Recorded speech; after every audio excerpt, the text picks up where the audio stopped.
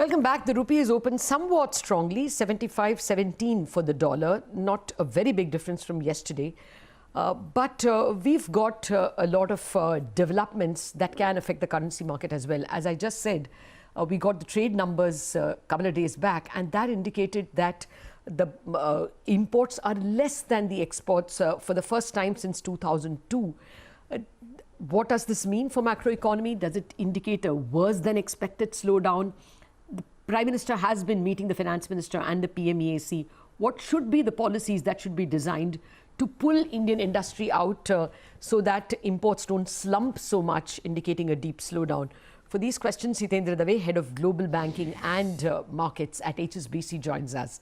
Good morning, Hitendra. Thank you very much for joining us.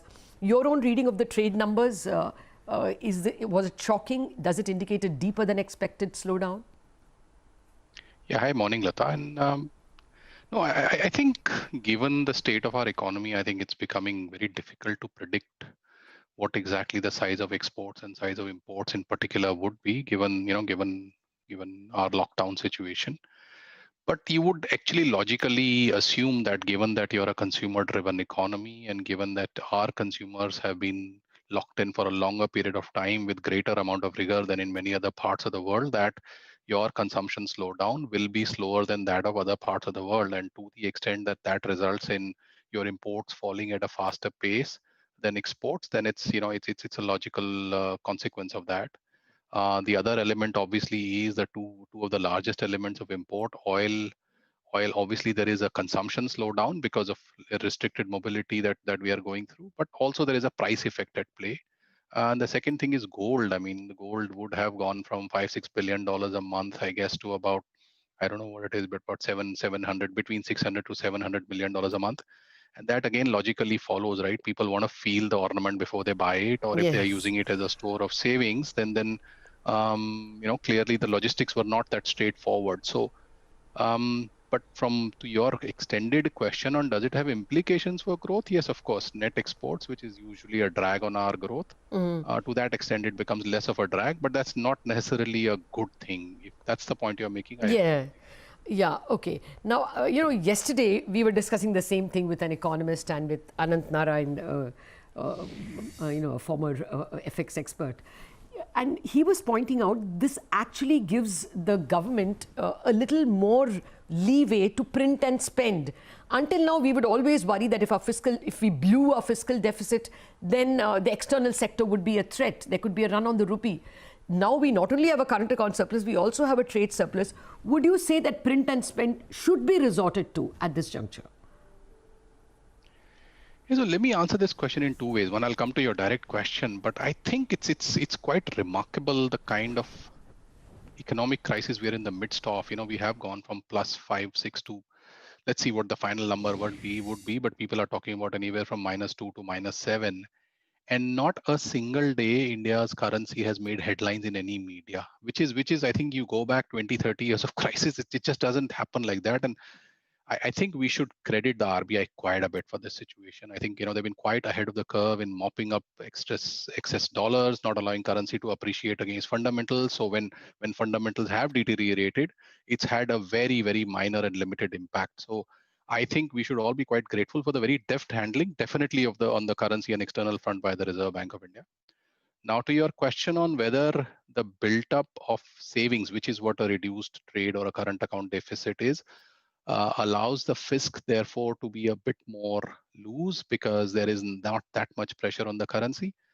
I don't think we should link up these two things. I think the fisc we should do if if if there is a belief that all other elements of growth, which is either private sector investment or public sector investment or consumption growth or net exports, are going to be a much more of a drag. My own sense is our space is limited. Okay, I mean, unlike a lot of other countries, unfortunately, one of the things you have realized is if you had good fiscal behavior during BAU or normal times, you would be able to open the taps a lot more. I think our taps are already open quite a bit. So even if you screw it up a bit more, it'll be like one more notch or two more notch. You're not going to go too much from 8 or 9% of GDP to I'm not sure what beyond what number you could go before all the good feelings that we have on the external front start going away. The positive sentiment on the external front, current account, trade, currency stability can turn fairly quickly. So I would be, yes, there is space to open, but that space is not huge in my view, despite what we are seeing on the external front or the trade front. So what is the expectation from the next policy of the RBI, and what do you think the government can do next? Because the Prime Minister is meeting the Finance Minister, the PMEAC, etc. What do you see as the next steps? So again, I would have to say that, I'm not trying here to be a spokesman for RBI or something, but the reality is the Reserve Bank of India in the last, 2 years or so, 1.5 years or so, has consistently been ahead of the curve. They started cutting rates when I think everyone thought there was no space to cut rates back in Jan or Feb of 2019.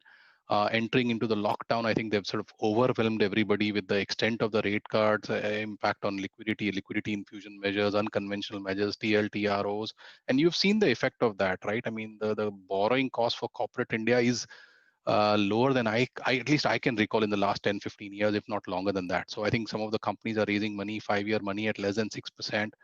These are investment grade, but even sub-investment grade. Even NBFCs today are borrowing at lower rates than they historically ever have.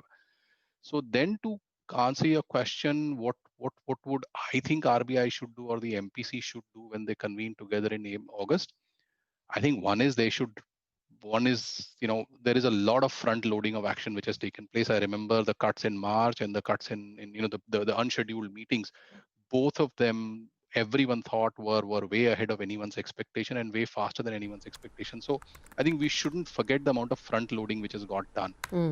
My base case, if I was part of the decision making, I would certainly say it's time to pause and take a look, but maintain everything else which is accommodative, with whether that's liquidity conditions, whether that's verbal advising, whether that's maintaining that we will do what it takes. If you see any sign of credit transmission or rates transmission slowing down even a little bit, then do additional on liquidity. And hold the rest of your firepower. I think if with a repo rate of 3.35%, effective repo rate of 3.35%, you would have to say that the space is fairly limited, right? So I would use it much more judicially now, and maybe when the haze lifts on the state of the economy, and all of us are struggling to get a real sense of when is the economy going to experience a real bounce. What the positive data we saw in June, is it sustainable, or is it just is it just April, May combined put together, which came in May?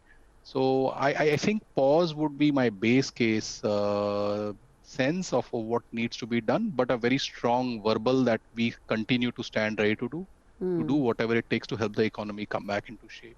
Okay. Just a minute, digression, Hitendra, we are running